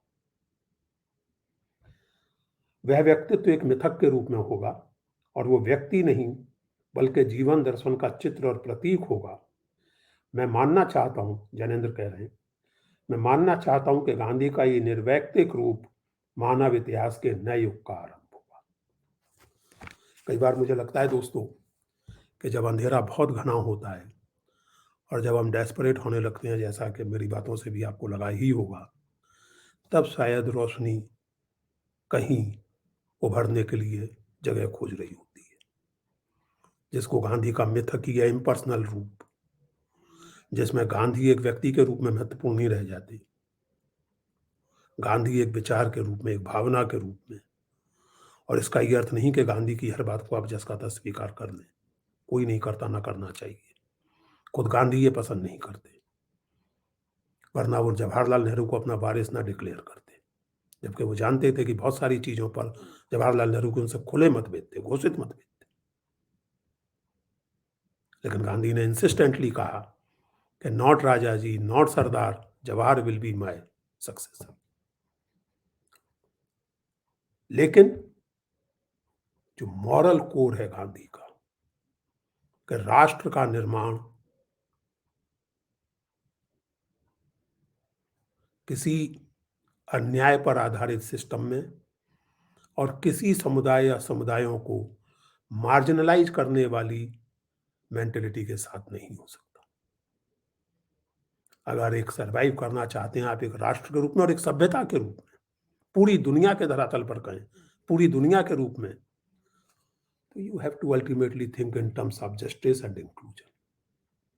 That, to my mind, is the core of Gandhi, as a mythical symbol, as Jnanendra ji put it. And I think nothing happens without your attempt. भगवान के भरोसे बैठे रहने से कुछ नहीं होता, हाथ पे हाथ धरे रहने से। एक्ट तो आपको करना होता है। दुनिया के सभी धर्मों में तमाम सारी थियोलॉजिकल इंट्रिकेसीज के साथ किसी ना किसी रूप में फ्री विल तो एक्सेप्ट की ही गई है। तो you have to exercise your free will and you have to make your choice कि आप इस विचार के साथ खड़े हैं या उस विचार के साथ खड़े हैं। शुक्रिया, थैंक यू वेरी मच।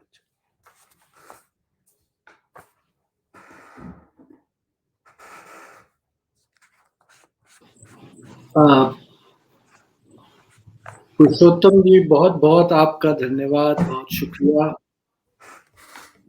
आज जो आपने ये व्याख्यान किया, ये हमारे दिलो दिमाग को रोशन करने वाला है। बिल्कुल आपने सही कहा कि शायद हम हिंदुस्तानी, चाहे वो मुसलमान हो, चाहे हिंदू, चाहे सिख हो या ईसाई, हम लोग बहुत देर इंतजार करते रहे अपनी आवाज को बुलंद करने में।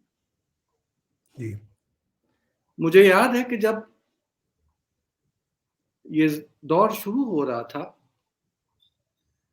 उस वक्त मेरी एक फॉर्मर प्रिंसिपल, जो एक नन है, कैथोलिक चर्च को बिलोंग करती हैं, उनसे जब मेरी बात हो रही थी तो उनकी बातों से मुझे अंदाज ये लगा कि वो इस चीज पे बहुत सेटिस्फाइड हैं कि क्रिश्चियंस सेफ हैं। हाँ। नॉट एनी अभी मोर। मेरी मुलाकात अभी 2-3 दिन पहले हुई थी जी। और अब वो चिंता व्यक्त कर रही थी कि इंटेलेक्चुअल्स कब आवाज उठाएंगे। जो आपने चर्चा की आज, जिसमें आपने ये बताने की कोशिश की कि गांधी जी की जो हत्या हुई है वो उसके पीछे कम्युनलिज्म थी, लेकिन पूरी जिम्मेदारी उस कम्युनल थॉट की नहीं है, बल्कि यूं कहिए कि कम्युनल थॉट भी जो डेवलप हुई है उसका जो कारण है एग्जैक्टली। वो सोशो इकोनॉमिक कॉजेज में है। एग्जैक्टली। हम देखेंगे कि जहां जहां इस टाइप की फीलिंग्स बढ़ रही हैं, जैसे आपने अपने उसमें व्याख्यान में बताया, जो अटेम्प्ट है that is the attempt to capture certain markets, और हमें और आपको जो वो कैपिटलिस्ट ताकतें हैं हमें आपको उसका फॉर्डर बना रही। कॉलोनियल पीरियड में भी जो हमें हिंदुओं को मुसलमानों को जो आपस में लड़ाया गया, जो सोर्सेस के ट्रांसलेशंस किए गए, उनको एडिट किया गया, इलियट एंड डॉसन के वॉल्यूम्स का मैं जिक्र कर रहा हूं, जिसमें सिर्फ वो पैसेजेस सामने रखे गए जहां पे हमारे समाज में स्ट्राइफ नजर आ रही थी। उसके पीछे भी मकसद सिर्फ ये नहीं था कि ये दो मजहब, ये दो कौमें लड़ें। मजहब को इस्तेमाल करके अपनी पावर को आगे बढ़ाने का कंसेप्ट। बस फर्क इतना है कि आजादी से पहले हम और आप दोनों मिलके अंग्रेजों को हम ब्लेम कर सकते हैं, लेकिन आजादी के बाद तो छोड़िए, अभी जो पिछले 1-2 दशक पे जो हो रहा है उसके लिए कोई और जिम्मेदार नहीं है। हम, आप, और खास तौर से हम में जो पढ़ा लिखा तबका है, जिसने चूज किया कि वो खामोश बैठा रहेगा, we are actually responsible. Quite right. कि आज हमें फिर से ये सवाल पूछना पड़ रहा है कि गांधी को किसने मारा। गांधी को हमने मारा और रोज मार रहे हैं, क्योंकि हम कम्युनलिज्म की बुराई करने के बाद भी जो अमल कर रहे हैं, जो काम कर रहे हैं, वो एक्चुअली वही कर रहे हैं कि जो उस थॉट को बढ़ावा दे रहे हैं।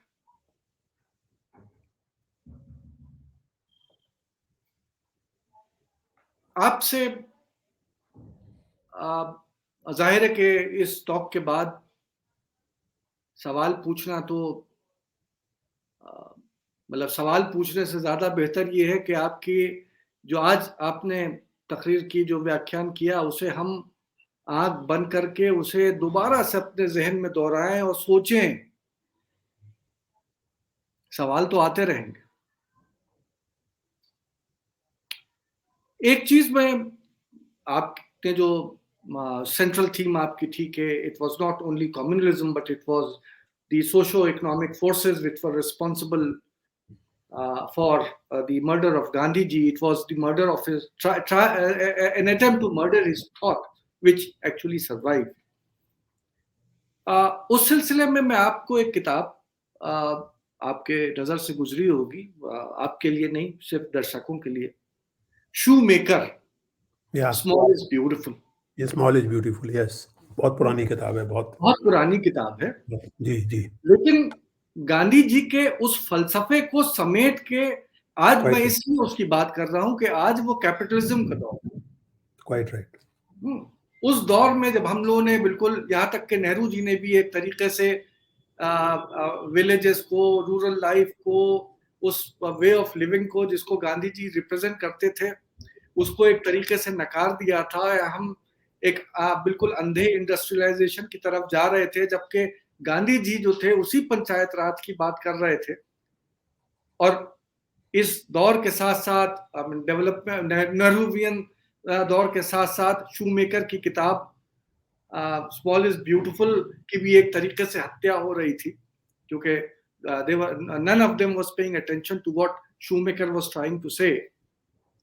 मैं सिर्फ आपसे इतने उम्दा व्याख्यान के बाद आपसे बस विनती इतना करना चाहता हूं कि अगर थोड़ी सी लाइट आप इस एस्पेक्ट के ऊपर भी, जो गांधी जी का ये थॉट था which is actually anti capitalistic thought, अगर उस पर थोड़ी सी आप 2 मिनट की आप रोशनी डाल सकें। जी, और डॉक्टर साहब मेरी तो आपसे गुजारिश ये होगी कि ये एक मेरी समझ से ये एक भ्रम है और इसके कारण हो सकते हैं, लेकिन है ये भ्रम कि नेहरू ने गांधी लाइन की उपेक्षा की। मैं ऐसा नहीं मानता।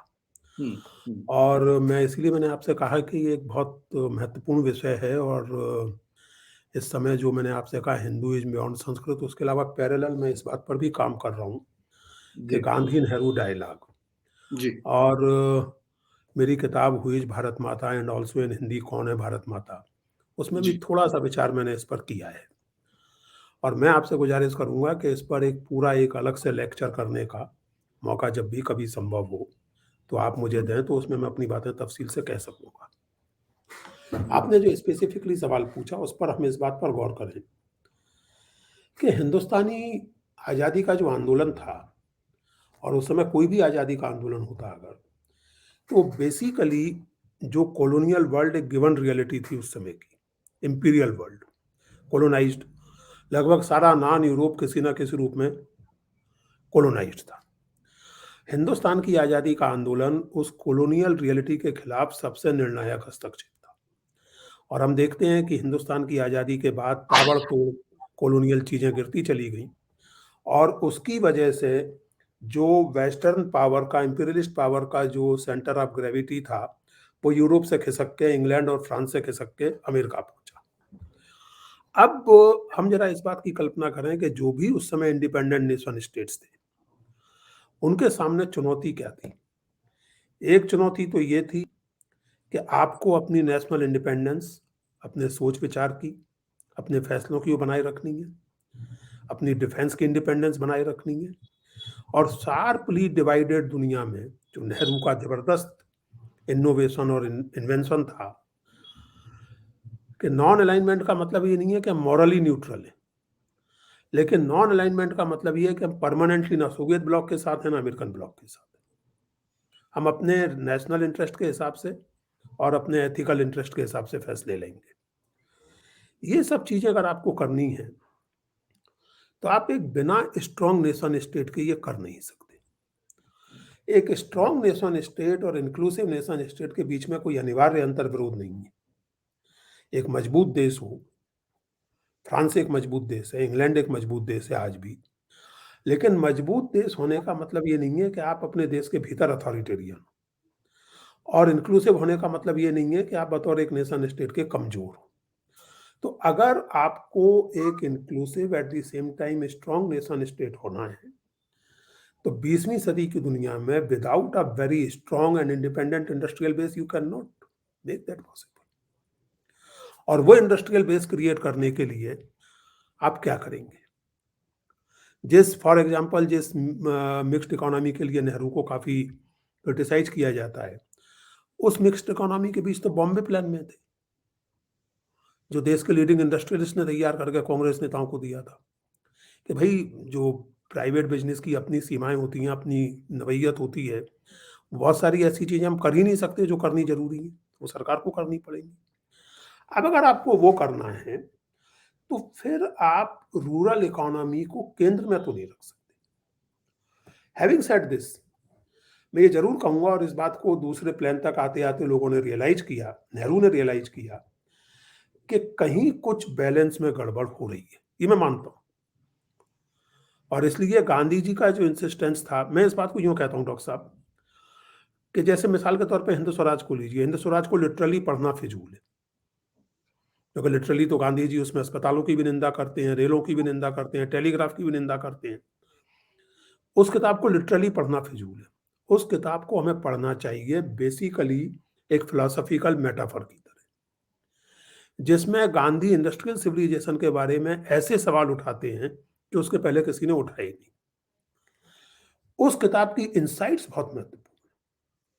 उनसे हम सीख सकते हैं, उस नक्शे से नहीं सीख सकते। एक बात तो ये है और इसलिए मैं नेहरू को ये दोष नहीं देता कि उन्होंने गांधीयन वर्ल्ड व्यू से डेविएट किया।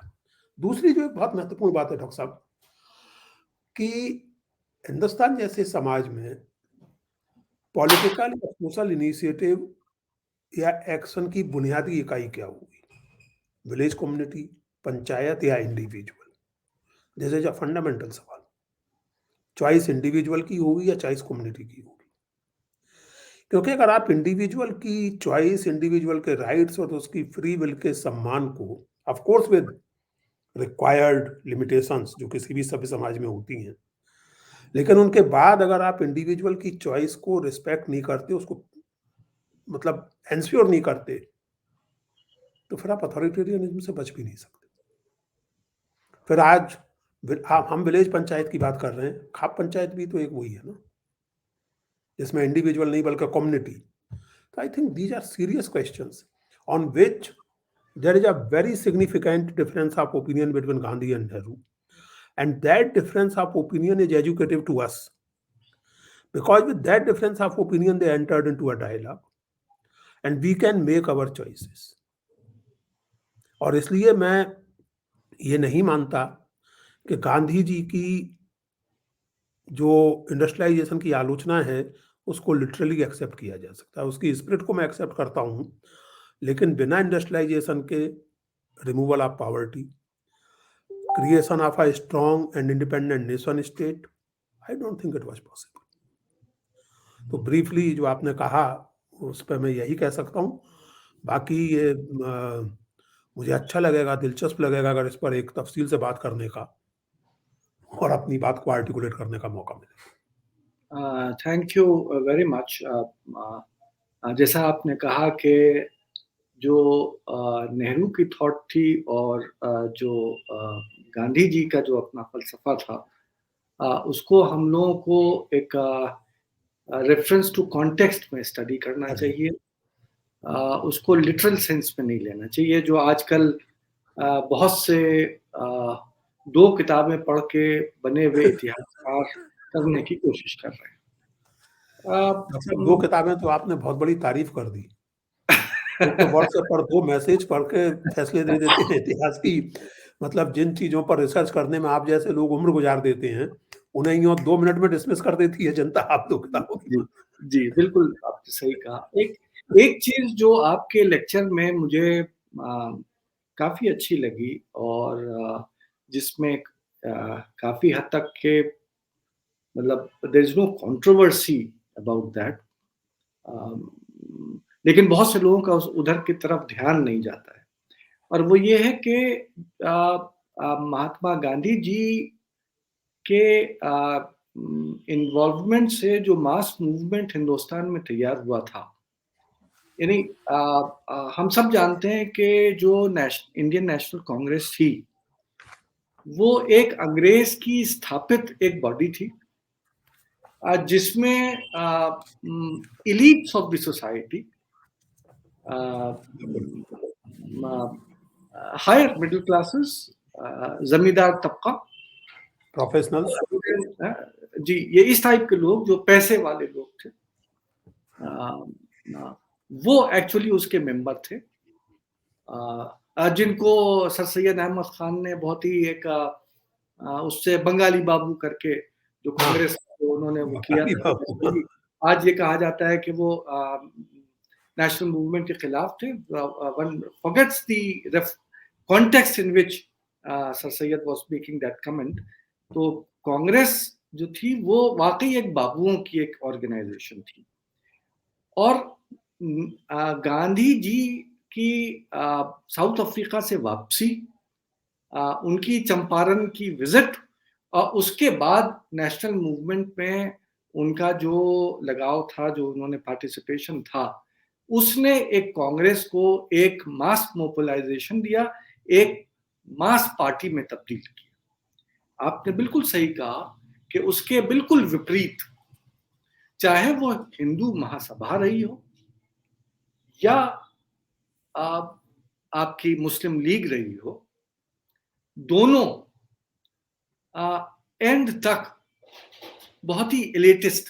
मैं आपको एक मिसाल दे देता हूँ। जी, जी। मुसलमान एक अच्छा खासा तबका है जो आज भी मोहम्मद अली जिन्ना की तरफ एक थोड़ा सा सॉफ्ट कॉर्नर रखता है, और जब कभी बात की जाती है तो फौरन वो दौर याद दिलाता है, देखिए एक जमाने में तो वो बहुत बड़े सेकुलर नेशनलिस्ट लीडर थे, तो नहीं होंगे कभी।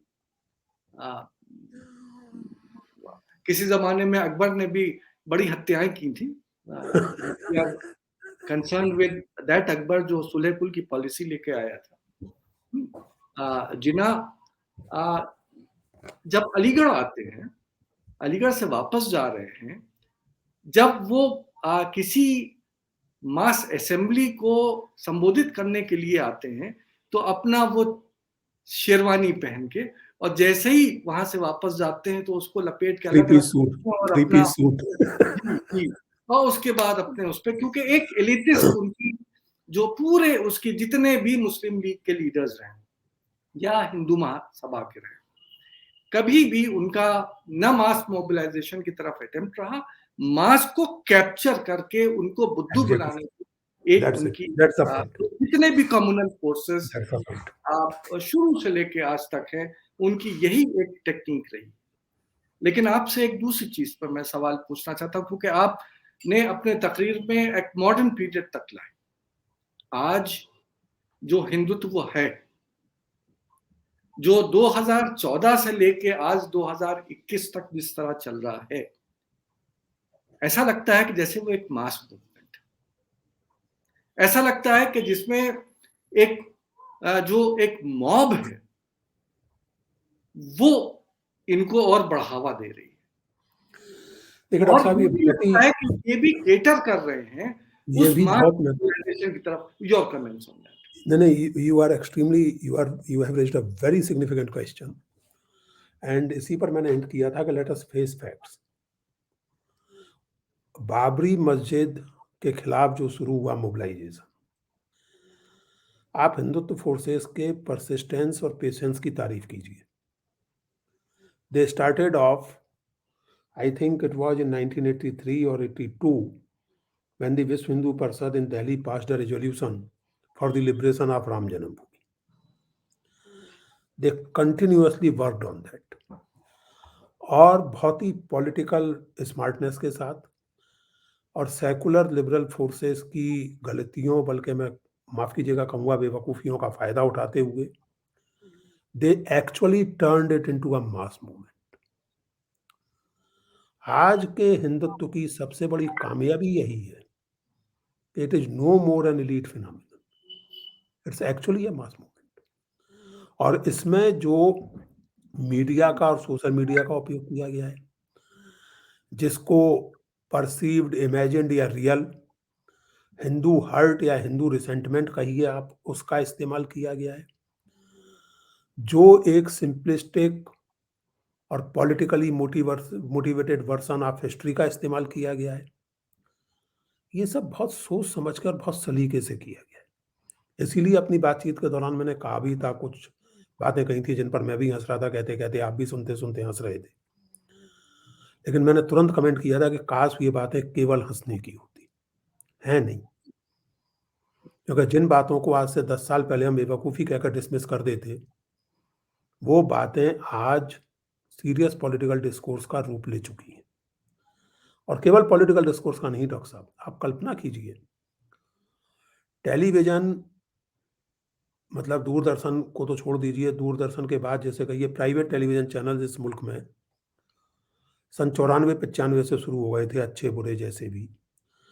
आप कल्पना कर सकते हैं कि किसी नेशनल चैनल पर नेशनल प्रोग्राम में बतौर न्यूज़ के पैरोडी या मज़ाक या एंटरटेनमेंट के तौर पर नहीं, बतौर न्यूज़ के ये बताया जाए कि गाय ऑक्सीजन लेती है और ऑक्सीजन छोड़ती है और मुल्क में किसी को मतलब माथा पीटने की इच्छा ना हो। बतौर न्यूज़ के ये बताया जाए कि 2000 के नोटों में इलेक्ट्रॉनिक चिप लगी हुई है, जो 100 फीट तक छुपे हुए काले धन का पता बता देगी। इसी को मैंने कहा method in madness. This deliberate spread of irrationality, this deliberate spread of what I would call narcohus sentiment, इसके वजह से आज ये एक मास फिनोमिनन है। We can not deny that. After all you do not win more than 300 seats in the Lok Sabha without mass basis, mass support. We cannot deny that. We cannot live in denial. और इसीलिए challenge बहुत बड़ा है और history का जो लगातार distortion है जिसको आप कन्फ्रंट तक नहीं कर पाते, या तो आप तैयार नहीं है। मैं यहाँ कांग्रेस की और लेफ्ट पार्टियों की और हम सब की बात कर रहा हूँ, इंटेलेक्चुअल्स की, या आपके पास वो कॉम्पिटेंस नहीं है या आइडियम नहीं है। मिसाल के तौर पर चरखे से क्या हुआ साहब, हम ये नहीं बता पाते लोगों को कि चरखा एक सिंबल था उस चीज का जिसको अभी स्वेन बैंकर्ट जो हैं जिन्होंने किताब लिखी है द एम्पायर ऑफ कॉटन, जिसको उन्होंने कॉटन नेशनलिज्म कहा है और कहा कि कॉटन नेशनलिज्म सबसे स्ट्रांग हिंदुस्तान में हुआ। आखिरकार हिंदुस्तान को कॉलोनाइज क्यों किया गया था? Primarily for cotton. तो जब आपके इंडिजिनस कॉटन ट्रेड को कारीगरों से लेकर व्यापारियों तक को बर्बाद कर दिया गया, आपको कच्चा माल पैदा करने वाली कॉलोनी बना दिया गया, आप साधारण से साधारण कपड़ा इंग्लैंड से बना हुआ पहनने और ओढ़ने लगे, उस समय स्वदेशी की बात, खद्दर की बात और चरखे की बात केवल सेंटिमेंटलिज्म नहीं था। It was translation of a very serious economic and political initiative into popular idiom, and in an idiom जिससे हर आदमी रिलेट कर सकता था। इन चीजों को हमने ना समझा ना समझाया। अभी जो कंटेम्प्रेरी करंट सिचुएशन है उसमें भी जैसे मैंने आपसे कहा कि वो मास मूवमेंट बनता चला गया, फैलता चला गया। हमने रजिस्ट करने की कोशिश देर से की, छितरी छितरी की, बेदिली से या आधे मन से की। We cannot deny the fact that Hindutva at the moment is a mass phenomenon and it has to be dealt with as such. Thank you professor Purushottam Agrawal ji. हम लोगों को इस प्रोग्राम को शुरू किए हुए तकरीबन 1.5 घंटा हो चुका है। जी, मैं आपका बहुत बहुत आभारी हूँ कि आपने हमें दोबारा समय दिया और हालांकि आपको आज एक मूवी भी देखनी थी। अरे साहब, फेलिनी की फिल्म, एक मूवी नहीं, फेलिनी की फिल्म ला डोल्चे हुईटा और वो दुर्भाग्य से किसी ओटीटी प्लेटफॉर्म पे भी उपलब्ध नहीं है। जी जी जी। तो मेरी तरफ से बहुत बहुत क्षमा कि आपको उसको छोड़ना पड़ा। सवालात आपसे पब्लिक ने भी काफी किए हैं, कई किए हैं, लेकिन जाहिर है कि अब हमारे पास समय बहुत कम है। कमेंट्स भी हैं लोगों के जो आपको स्क्रीन पे दिखाए जा रहे हैं। लेकिन अब इस प्रोग्राम को हम लोगों को ख़त्म करना पड़ेगा और सिर्फ एक बात के साथ मैं ख़त्म करूँगा।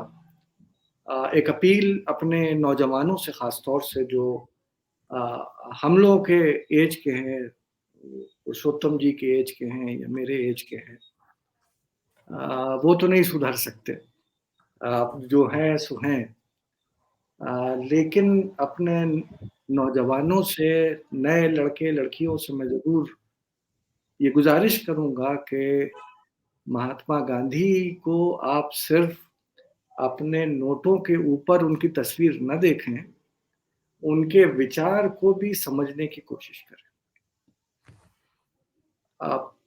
क्योंकि जब तक आप कोई तो वजह होगी कि उनको फादर ऑफ द नेशन का खिताब दिया।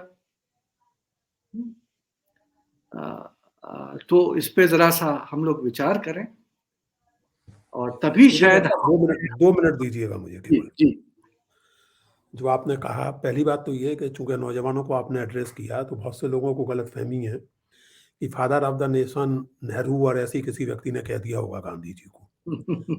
मैं लोगों को याद दिलाना चाहता हूँ कि गांधी जी को फादर ऑफ द नेशन पहली बार सुभाष चंद्र बोस ने कहा था। जी रंगून या सिंगापुर से किया अपने रेडियो ब्रॉडकास्ट में, जी और उन्होंने गांधी जी को ही फादर ऑफ द नेशन नहीं कहा था, बल्कि कस्तूरबा के निधन पर उन्हें मदर ऑफ द नेशन भी कहा था।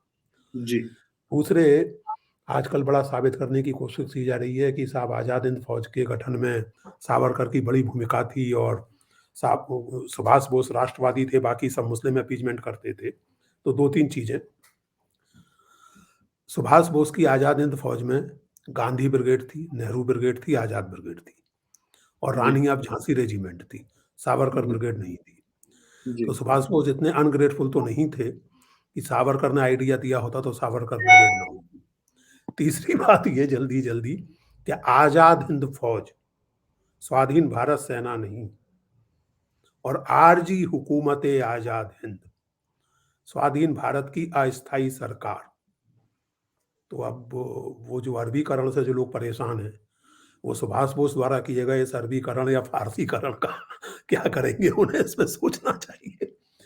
तीसरी बात डॉक्टर साहब आखिर में ये कि देखिए, मैं और आप, मैं हम दोनों की तरफ से ये बात कह रहा हूँ कि अभी तो मैं जवान हूँ, पहली बात। दूसरी बात ये कि सुधरेंगे। मैं नहीं मानता कि बूढ़े तोते राम राम नहीं पढ़ते। राम राम पढ़ने की कोई उम्र नहीं होती। तोता कितने भी साल का हो जाए, अगर कोशिश करे तो राम राम पढ़ सकता है। तो हम भी पढ़ेंगे, दूसरों को भी पढ़ाएंगे। हम भी सुधरेंगे, हमारी पीढ़ी भी सुधरेगी और उम्मीद करेंगे कि नौजवान भी सुधरे। एक कमेंट यहाँ देख रहा हूँ मैं, व्हाट अबाउट छुपा रिश्ता Hindutva, the films, the social media feeling helpless. Yes, in a sense it's good कि जो छुपा रुस्तम है वो बाहर आ रहा है, so that you know the people and you know the reality. Confront it. Make yourself intellectually competent. Make yourself emotionally strong to deal with it. Don't feel helpless. अच्छा ही है कि चीजें खुल के सामने आ रही हैं। कई बार बीमारी का खुल के सामने आना बेहतर होता है। So thank you, sir. Thank you very much. Thank you, sir. Once again, Shreyashi. Yeah, I mean, I would also say along with Uttamji that please don't feel helpless because we can make a difference and we shall make a difference. We can make a difference. We will make a difference. In the last, I would just announce that next week, Saturday, same time, 7 o'clock, we would be discussing Akbar. Great. And who will be talking? We will be having Professor Harbans Mukhia. Wow. And he would be discussing the relevance and contributions of Akbar to the same debate which we are having today on this date. Thank you very much. And please keep joining. Please asking questions. बहुत धन्यवाद, शुक्रिया, मेहरबानी. So can I leave now? Yes, sir. Yes, sir. Thank you, sir.